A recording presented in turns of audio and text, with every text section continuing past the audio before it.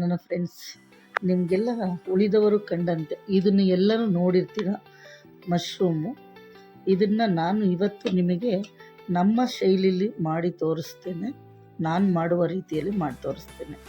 ನಿಮಗೆಲ್ಲ ಇಷ್ಟ ಆದರೆ ನೀವು ಕೂಡ ಮಾಡಿ ತಿನ್ನಿ.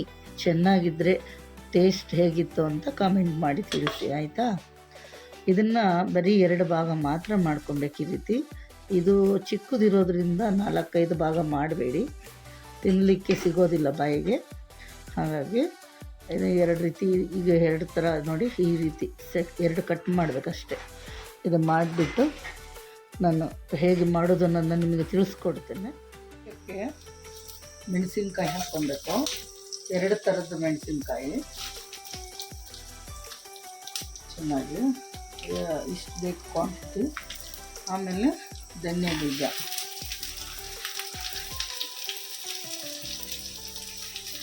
ಸ್ವಲ್ಪ ಎಣ್ಣೆ ಹಾಕ್ಕೊಂಡು ಪ್ಯಾನ್ಗೆ, ನಂತರ ಪೆಪ್ಪರು, ಆಮೇಲೆ 1-2 ಲವಂಗ, ಒಂದು ಚಕ್ಕೆ ಪೀಸು,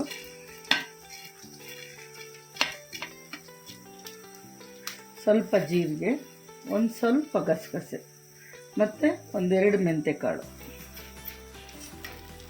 ಇಷ್ಟನ್ನು ಚೆನ್ನಾಗಿ ಎಣ್ಣೆಯಲ್ಲಿ ನೋಡಿ ಈ ರೀತಿ ಫ್ರೈ ಮಾಡ್ಕೊಬೇಕು.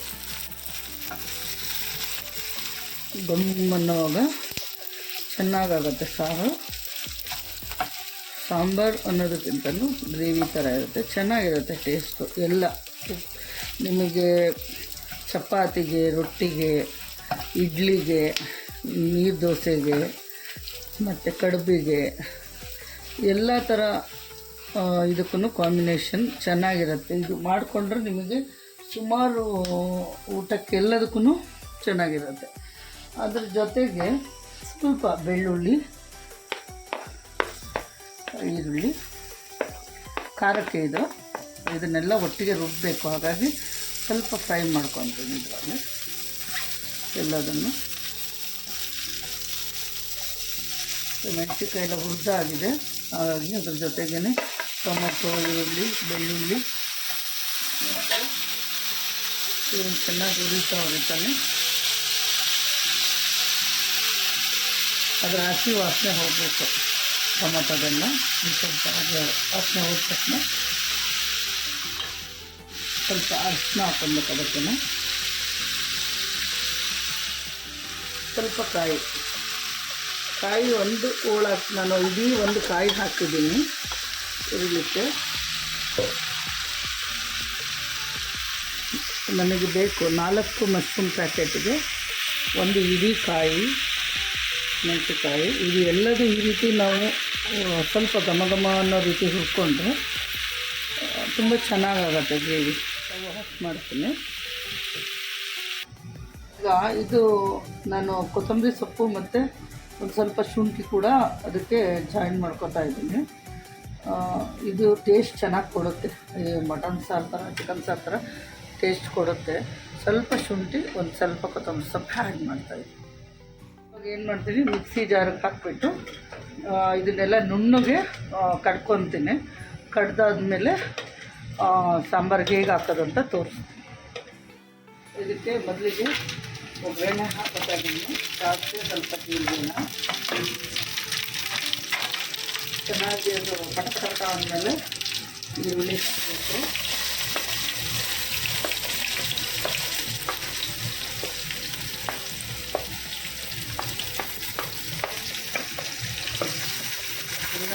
ಫ್ರೈ ಮಾಡಬೇಕು ಈ ಥರ. ಜೀರಿಗೆ, ಸಾಸಿವೆ ಯಾಕೆ ನಾನು ಫಸ್ಟೇ ಹಾಕ್ಕೊಳ್ತೀನಿ ಅಂದರೆ, ಈ ಸಾಸಿವೆದು ಆಯಿಲೆಲ್ಲ ಬಿಟ್ಕೊಳ್ಳೋದು ಚೆನ್ನಾಗಿ ಎಂದಾಗ ಜೀರಿಗೆದು ಟೇಸ್ಟ್ ಚೆನ್ನಾಗಿರುತ್ತೆ. ಅಂತ ಜೀರ್ಣ ಚೆನ್ನಾಗಾಗುತ್ತೆ. ಈ ಅಣಬೆ ಎಲ್ಲ ಹಾಕೋದ್ರಿಂದ ಸ್ವಲ್ಪ ಎಲ್ಲರಿಗೂ ಡೈಜೆಷನ್ ಪ್ರಾಬ್ಲಮ್ಸ್ ಅಂತಾರೆ, ಅಂಥದ್ದೆಲ್ಲ ಕಮ್ಮಿ ಆಗುತ್ತೆ.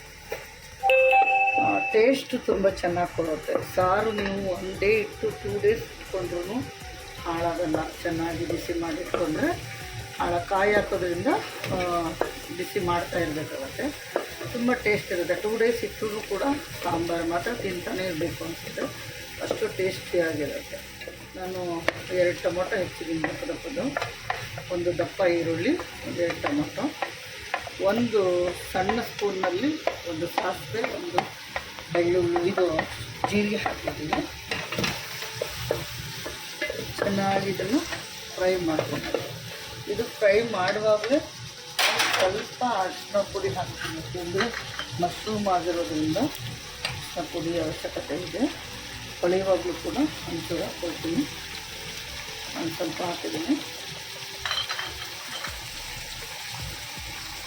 ಮತ್ತು ಬೇಯುವಾಗ ಒಂದು ಸ್ವಲ್ಪ ನಾನು ಉಪ್ಪು ಕೂಡ ಹಾಕಿರ್ತೀನಿ.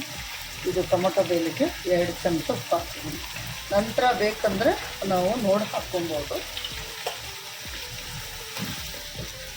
ಈ ರೀತಿ ಅಗಲ ಪಾತ್ರೆ ಯಾಕೆ ಇಟ್ಟಿದ್ದೀನಿ ಅಂದರೆ ತುಂಬ ಚೆನ್ನಾಗಿರುತ್ತೆ. ಇದು ಅಗಲ ಬೇಯಲಿಕ್ಕೆ ಎಲ್ಲದಕ್ಕೂ ತುಂಬ ಚೆನ್ನಾಗಿ ಅನುಕೂಲ ಇರುತ್ತೆ, ನೀಟಾಗಿ ಬೇಯುತ್ತೆ. ಯಾವುದೇ ಒಂದು ನಾವೀಗ ಮೀನು ಬಚ್ಚೋದಕ್ಕಾಗಲಿ, ಮೀನು ಸಾಂಬಾರು ಮಾಡೋಕ್ಕೆ ಎಲ್ಲ ಮಣ್ಣಿಂದು ಯೂಸ್ ಮಾಡ್ತೀವಿ ಈ ಥರ ಬಚ್ಚ ಪಾತ್ರೆಯಿಂದ. ಇದು ಕೂಡ ಸಿಲ್ವರಲ್ಲಿ ಈ ರೀತಿ ಇದೆ.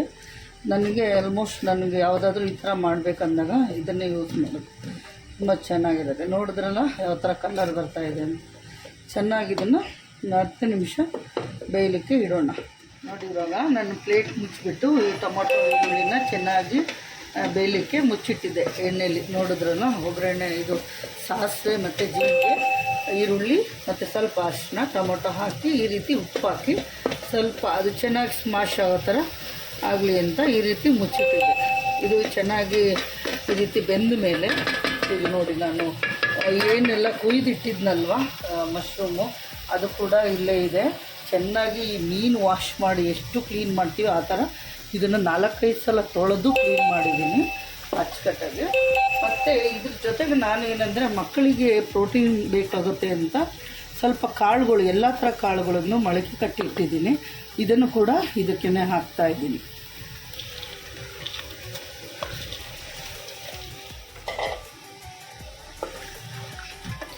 ಯಾಕೆ ಅಂದರೆ ಮಕ್ಕಳು ಬರೀದೇನೆ ನಿಮಗೆ ಏನು ಮಾಡಿಕೊಟ್ರು ತಿನ್ನಲ್ಲ. ಇವಾಗಿನ ಕಾಲ ಮಕ್ಕಳು ನಿಮ್ಮದೇ ಗೊತ್ತಿದೆ, ನೀವು ಎಲ್ಲ ಅಮ್ಮಂದಿರು, ನಿಮಗೆ ಎಷ್ಟು ಅವರಿಗೆ ಯಾವ ರೀತಿ ಪೌಡರ್ ಮಾಡಿ ಕುಡಿಸಿದ್ರು ಕೂಡ ಹೋಗಲ್ಲ. ಹಾಗಾಗಿ ನೋಡಿ, ಇದು ಮಶ್ರೂಮು ಇವಾಗ ಹಾಕ್ತಾಯಿದ್ದೀನಿ. ನಾನು 4 ಪ್ಯಾಕೆಟ್ ತೊಗೊಂಡಿದ್ದೀನಿ. ಹಾಗಾಗಿ ಇದು ಚೆನ್ನಾಗಿ ಫ್ರೆಶ್ ಆಗಿರುವಂಥ ಅಣಬೆ ತೊಗೊಂಡು ತೊಳೆದು ಕ್ಲೀನ್ ಮಾಡಿರೋವಂಥದ್ದು. ಇವಾಗ ಇದರಲ್ಲಿ ಒಂದು ಸ್ವಲ್ಪನೂ ಗಲೀಜಿಲ್ಲ, ಕ್ಲೀನಾಗಿದೆ. ಇದನ್ನು ಚೆನ್ನಾಗಿ ತೊಳೆದು 4-5 ಸಲ ತೊಳೆದಿದ್ದೀನಿ. ತೊಳೆದು ಇದನ್ನು ನೀಟಾಗಿ ನೋಡಿ ಈ ರೀತಿ ಚೆನ್ನಾಗಿ ಮಗಚಬೇಕು. ಇದನ್ನು ಸ್ವಲ್ಪ ದೊಡ್ಡ ಸೌಟ್ನಲ್ಲಿ ನೀಟಾಗಿ ಇದನ್ನು ಹೀಗೆ ಮಗ್ಚಿ, ಅದು ನಿಮಗೆ ಕೆಳಗಡೆಯಿಂದ ಮೇಲ್ಗಡೆ ಟೊಮೊಟೊ ಸ್ಮ್ಯಾಶ್ ಆಗಿದ್ದು, ಈರುಳ್ಳಿ ಎಲ್ಲ ಒಂದು ಸಲ ಮೇಲೆ ಬರಬೇಕು. ಅದು ಈ ರೀತಿ ಆಯಿಲಲ್ಲಿ ಇದನ್ನು ಸ್ವಲ್ಪ ಹೊತ್ತು ಬಿಟ್ಬಿಡ್ತೀನಿ ನಾನು. ಅದು ಏನು ಮಶ್ರೂಮ್ನಲ್ಲಿ ನೀರಿದೆಯಲ್ವ, ಆ ನೀರೆಲ್ಲ ಕ್ಲೀನಾಗಿ ಬಿಟ್ಕೋಬೇಕು. ಹಾಗಾಗಿ ಇದು ಮಶ್ರೂಮಲ್ಲಿರುವಂಥ ನೀರಿನ ಅಂಶನೆಲ್ಲ ಇವಾಗ ಇದರೊಳಗಡೆ ಬಿಟ್ಬಿಡುತ್ತೆ. ಈಗ ಉಪ್ಪು ಹಾಕಿದ್ದೆ ನಾನು 2 ಸ್ಪೂನ್, ನೀವು ನೋಡಿದ್ರಿ ಅವಾಗ. ಅದು ಮತ್ತೆ ಹಾಕೋಲ್ಲ ಈಗ ಸದ್ಯಕ್ಕೆ. ಏನಾದರೂ ಬೇಕಂದರೆ ಇನ್ನು ಸ್ವಲ್ಪ ಆಮೇಲೆ ಹಾಕ್ತೀನಿ. ನೋಡಿದ್ರಲ್ಲ, ಈಗ ಎಲ್ಲ ಚೆನ್ನಾಗಿ ಮಿಕ್ಸ್ ಮಾಡಿದ್ದೀನಿ. ಇದನ್ನೀಗ ಒಂದು ಸ್ವಲ್ಪ ಹೊತ್ತು ಹೀಗೆ ಒಂದು 10 ನಿಮಿಷ ಸಾಕು, ಹೀಗೆ ಬಿಟ್ಬಿಡ್ತೀನಿ. ಬಿಟ್ಟಿದ್ನಲ್ವ ನಾನು, ಹೆಂಗೆ ನೀರು ಬಿಟ್ಟಿದೆ ನೋಡಿ, ಎಷ್ಟು ನೀರು ಬಿಟ್ಟಿದೆ. ಇದಕ್ಕೆ ನೀರೇ ಹಾಕಿಲ್ಲ. ಇನ್ನೂ 1 ಸ್ಪೂನ್ ಉಪ್ಪು ಹಾಕ್ತಾಯಿದ್ದೀನಿ ನಾನು. ಇನ್ನೂ ಒಂದು ಅರ್ಧ ಚಮಚ ಹಾಕ್ತೀನಿ. ನಿಮಗೆ ಎಷ್ಟು ಟೇಸ್ಟಿಗೆ ಬೇಕಾಗುತ್ತೆ ಅಷ್ಟು ಹಾಕ್ಕೋಬೋದು. ಏಕೆಂದರೆ ನಾನು ಇವಾಗ ಇದು ಖಾರ ಹಾಕೋದ್ರಿಂದ ಎದಕ್ಕೂ ಸರಿಯಾಗತ್ತೆ ಅಂತ ಅಷ್ಟು ಹಾಕ್ತಿದ್ದೀನಿ. ಈಗ ಇದು ಬೆಂದಿದೆ. ಅದಕ್ಕೆ ನಾನು ನೋಡಿ, 1 ಕಾಯಿ ಕಡ್ದಿರೋದು, ಎಷ್ಟು ಖಾರ.